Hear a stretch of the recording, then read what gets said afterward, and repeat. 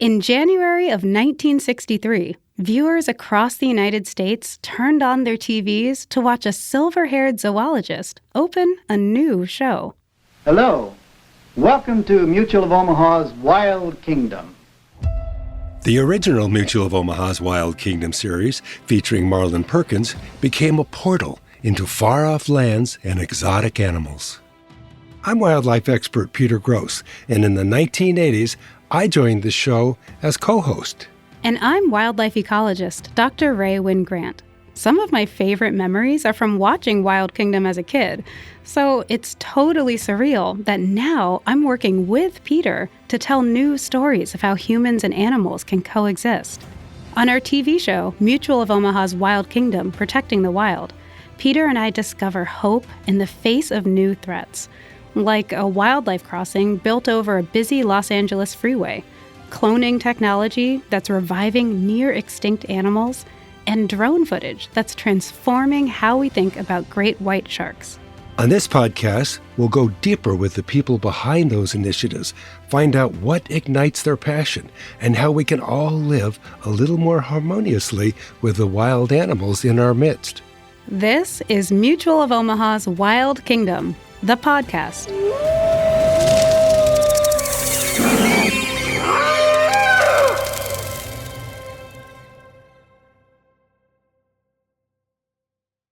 Hey, Peter. Okay, what do you think about when you hear this music from the 1975 movie Jaws? That sound sends chills down my spine. I remember having seen that movie and looking at the exaggerated size of that aggressive shark that was out there in the ocean looking for people to consume, all of which was completely inaccurate, but it still made me think for the longest time, I don't think I'm going to swim in the ocean.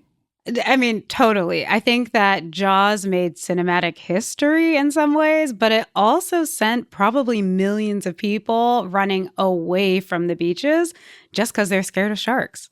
They've just scared people from the idea of getting into the ocean, thinking about this mouth of razor-sharp teeth and these giant marauders in the ocean, when in fact they can be very selective about what they eat. They really don't have much interest in people at all, and we can share the ocean with them. They're just curious. Oftentimes they'll be near us and then just move on.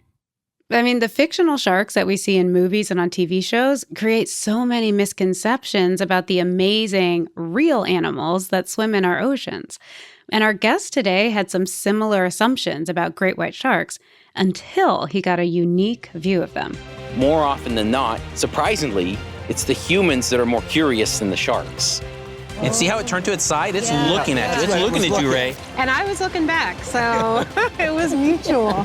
From the drone perspective, you really see how cautious... Carlos Gauna is a drone photographer who studies shark behavior. He joined us on an episode of Wild Kingdom, Protecting the Wild. Oh, man, I always thought that they were just bloodthirsty, hungry, aggressive animals that are always on the go to capture whatever's there. Like they got big, sharp teeth and are ready to attack. But whether it's another fish or a sea lion or a human or whatever, I just noticed that the sharks are a complete 180 of that. They're some of the most calculated, risk-averse animals I've ever seen.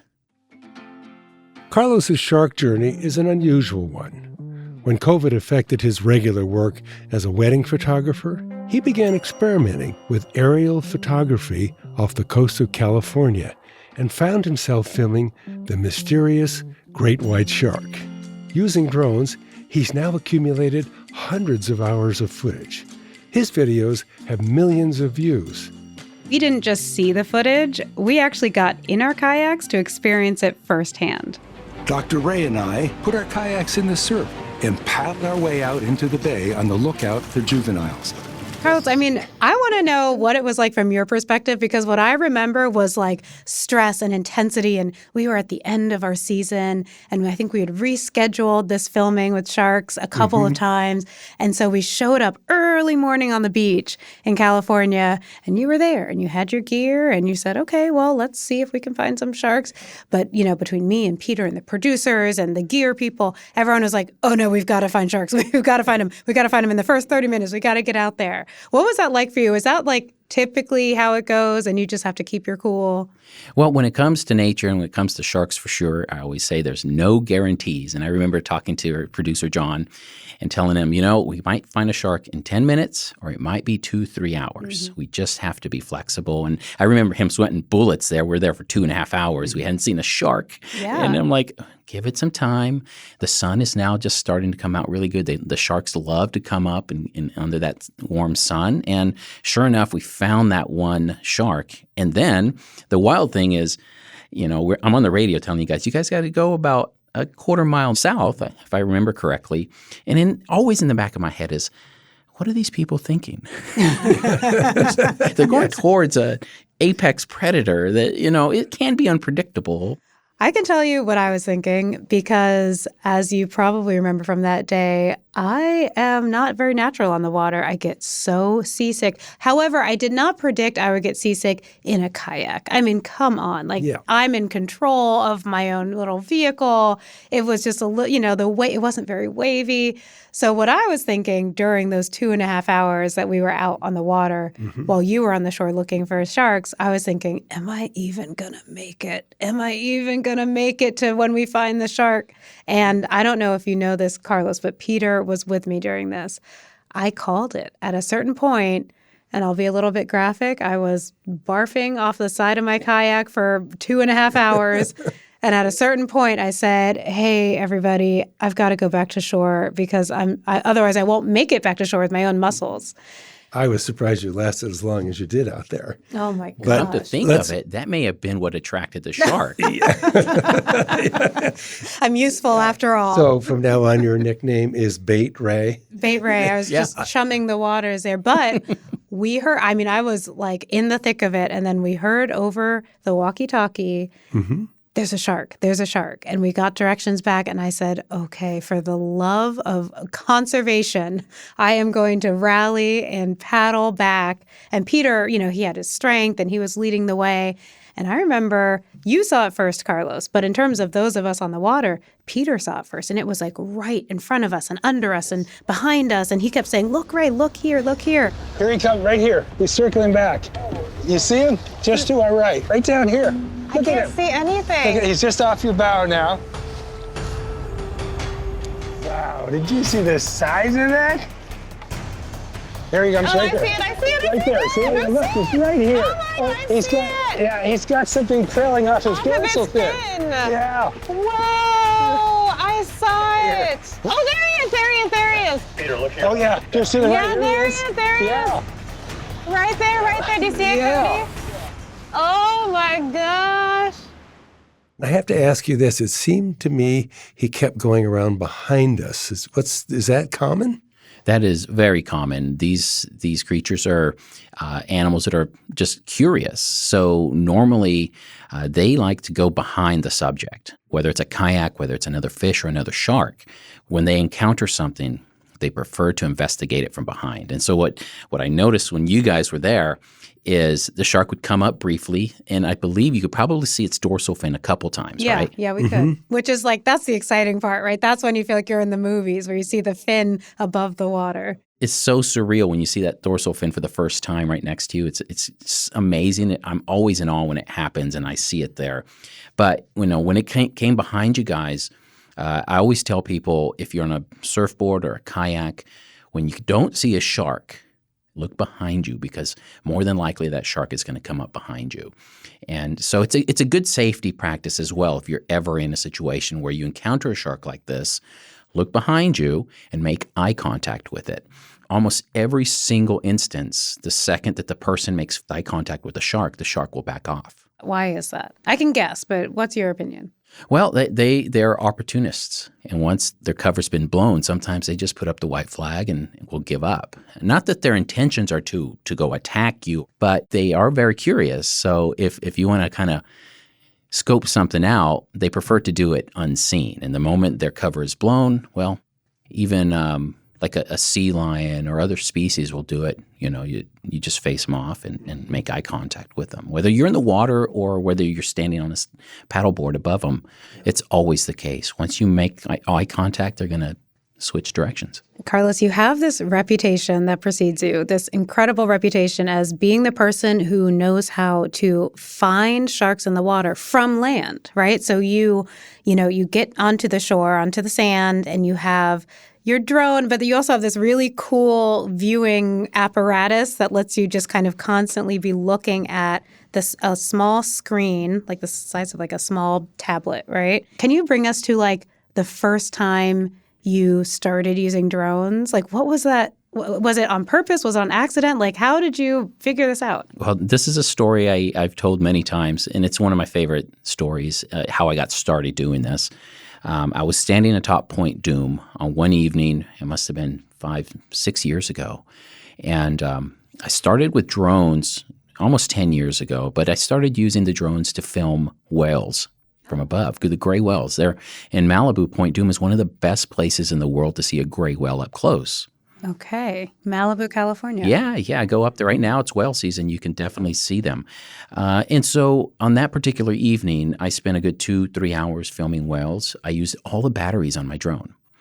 And so from the parking lot down there, you can see Point Dume. And so I left all my gear. I was out of batteries. I went up to the top of the point, and I'm sitting there enjoying sunset, and I noticed that there's a sea lion acting weird out there. He's just jumping up and down. And then I see a big dorsal fin. And then there's another sea lion. Long story short, this great white shark, which is still one of the biggest ones I've ever seen, it made a predation attempt on a sea lion there. And I had no way to film it. You were then the Malibu photographer. That's how I heard of you first. Yeah, I was shooting weddings and landscapes and stuff like that. Now you're a world-renowned drone photographer specializing in sharks. What was that transition like? For me, it was very natural because it's always been a passion to document natural history and nature. So to me, it was like a dream come true. I had an opportunity to do what I truly love and to show a passion for something that I think is, especially when it comes to sharks and great whites, they're very not. It's almost a cliche these days to say they're misunderstood. But we're coming up on the 50th anniversary of Jaws. The Jaws effect is a real thing. These sharks have always been kind of feared, right? And so with the drone, I saw the more I filmed the sharks, the more I started to notice these creatures are a lot different than I ever imagined they were. And different how? You imagine they were fierce and ferocious? Oh, man, I always thought that they were just bloodthirsty, hungry, aggressive animals that are always on the go to capture whatever's there. Like they got big, sharp teeth and are ready to attack, right? Yeah. But whether it's another fish or a sea lion or a human or whatever, I just noticed that the sharks are a complete 180 of that. They're some of the most calculated, risk-averse animals I've ever seen. That actually, I mean, what I learned from you the day that we were filming sharks for our Wild Kingdom episode, I was learning from both of you guys because, Peter had filmed sharks for Wild Kingdom plenty of times.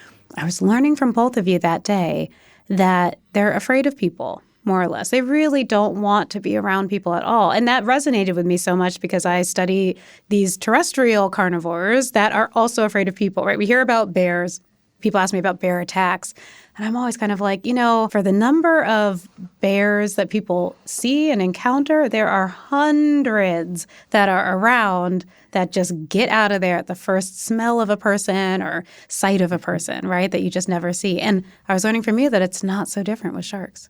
No, and just like the land-based animals, a lot of them, they don't want anything to do with humans. And rightly so, they see us as a threat. I mean, we've been so destructive to the natural environment that these animals live in. It's almost like we kind of deserve it in some cases that they don't want to be around us. Your images of proximity of great white sharks to swimmers and surfers and paddleboarders and people in the ocean has really changed attitudes about great white sharks.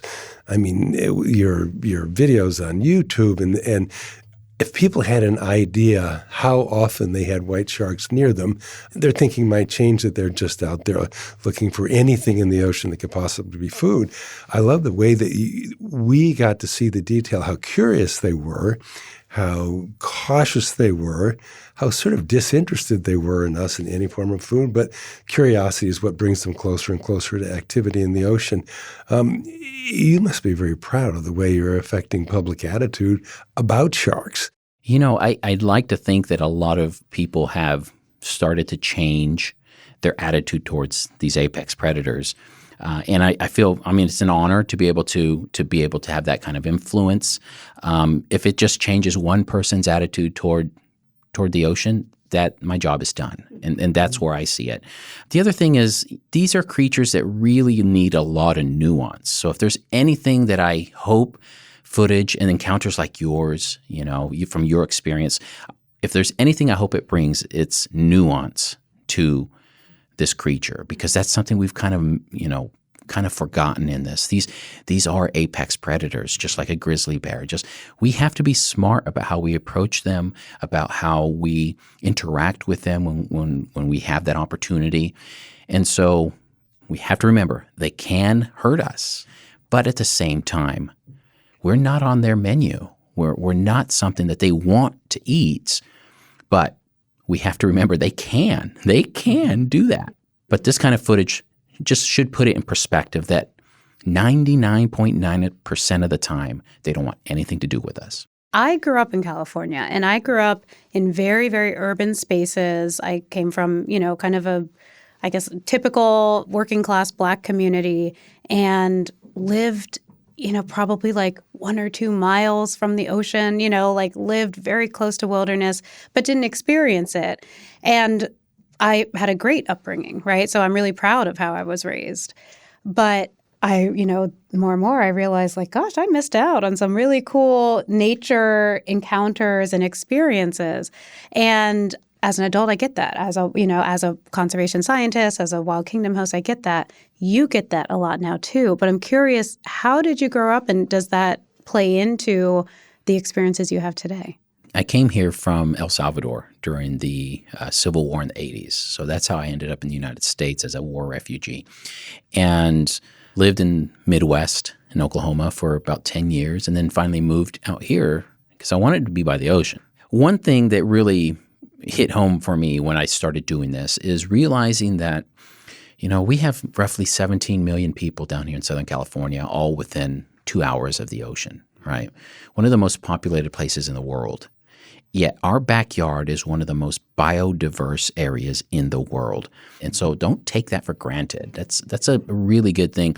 And I think this episode really encapsulates that, because you have one of the ocean's top predators right there, 100 yards from shore. It's a great point, though. It's not unusual to go 17 miles off the coast, not far from where we're filming, and you'll be the only boat anchored on the backside of Santa Cruz Island.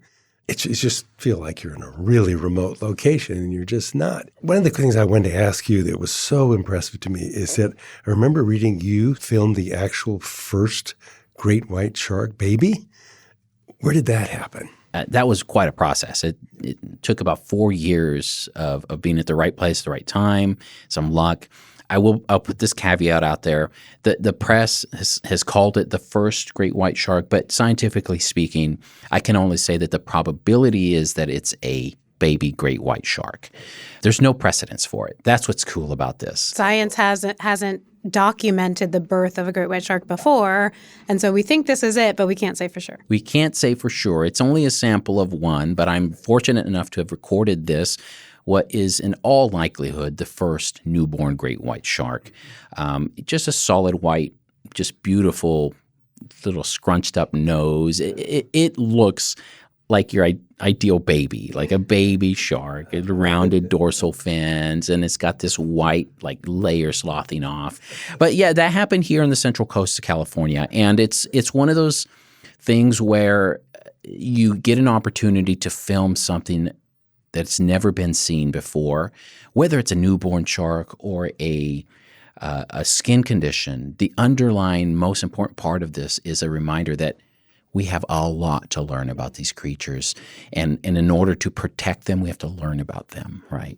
So it's conservation at the core.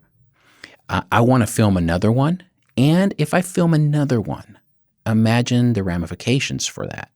Like any place where there's a birth of any creature, whether it's land-based, that should be a sacred place, right? A protected area. So there's conservation aspects to it that I think will be fruitful in the future. Something I love about Wild Kingdom is it reinforces the idea that we are merely guests in the natural world. The mountain or the shark nursery doesn't belong to us. It really belongs to them. And when we're there, we're guests. And I think that's a great message. And I think it's important that as we share habitat, we've gradually developed into their habitat, that we adjust our habits. I know Ray often talks about how to behave in bear country. People who are going to spend time in or around the ocean, I'm sure you speak to groups of people frequently. What's your advice? I always tell people the first thing you have to do, whether you're on land or whether you're in the water, is you always have to have respect and awareness for where you are. And I think if you acknowledge that, you're already halfway to being safe. It's just that respect and knowing and education of what I call situational awareness. Remember the stories we used to hear about swimming with jewelry on or shiny objects or quick motions in the water? Those are all just sort of… Or if you have a cut on your leg. Is any of that fact at all? There are elements that can affect a shark's interest. The shiny stuff, it actually, I believe it does actually make an effect. But, there are things like a yellow kayak. They call it yum yum yellow for a reason. The sharks, for some reason, show a tendency to want to go to yellow things. The very first show that I did in Australia, diving with white sharks, they took my measurement and designed me a bright yellow wetsuit. Oh, no, Peter. The shark cage has been lowered, and the bait has been placed in the water, so any white sharks in the immediate area should be attracted to our boat. I wish I'd met you well before then.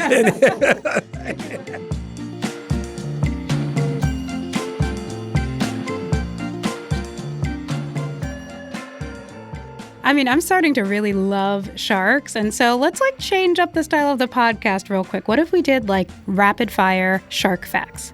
Great idea. There's lots of things about sharks that people don't know. I'm sure we can share with them. You might remember learning in school that instead of bones, sharks actually have cartilage tissue, which is the same stuff your ears and the tip of your nose are made out of. Adult great white sharks can grow to be 20 feet long. That's the size of a bus. And typically, they'll live to be around 30 years. You're statistically more likely to get hit by a coconut falling out of a tree than bitten by a great white shark. Sharks are incapable of making a sound. They don't have any vocal cords. Sharks have little pores on their snouts that sense electrical pulses in the water, which tells them that something alive is nearby. Even though sharks have been around for millions of years, there are many species of sharks that are threatened due to overfishing from humans and changes in our ocean's temperatures. As apex predators in the ocean's ecosystems, sharks are essential to the ocean's health, and in turn, our own. It's our goal to shed light on some of these misconceptions that surround these incredible creatures and educate people as to how fascinating and important they are. If we protect wildlife today, we can ensure magical moments in the wild kingdom for future generations. Sharks can be scary, but there's nothing scarier than a planet devoid of sharks. Because if there's no sharks, there's likely not going to be any humans either. Join us on the podcast next week when we talk to Beth Pratt. Her work on behalf of the mountain lion known as P22 convinced the people of Los Angeles to do the unthinkable and build a wildlife crossing over 10 lanes of busy freeway. Putting myself in his shoes or paws, whatever you want to call it, and looking what he was facing and his other cats were facing, and then knowing we could do something, it just kind of became a moral imperative. That's next time on Mutual of Omaha's Wild Kingdom, the podcast.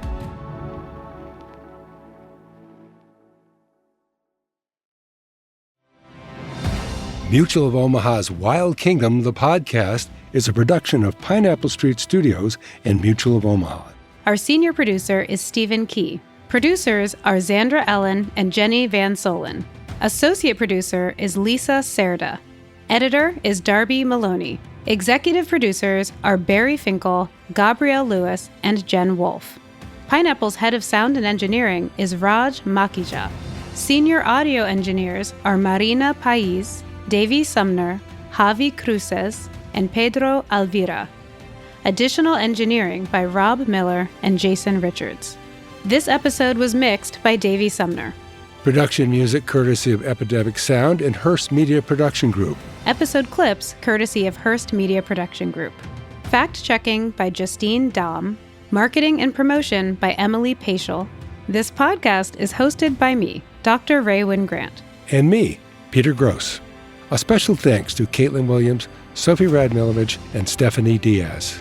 Today's episode is based on the Mutual of Omaha's Wild Kingdom series created by Don Meyer. Our next episode will be out in a week.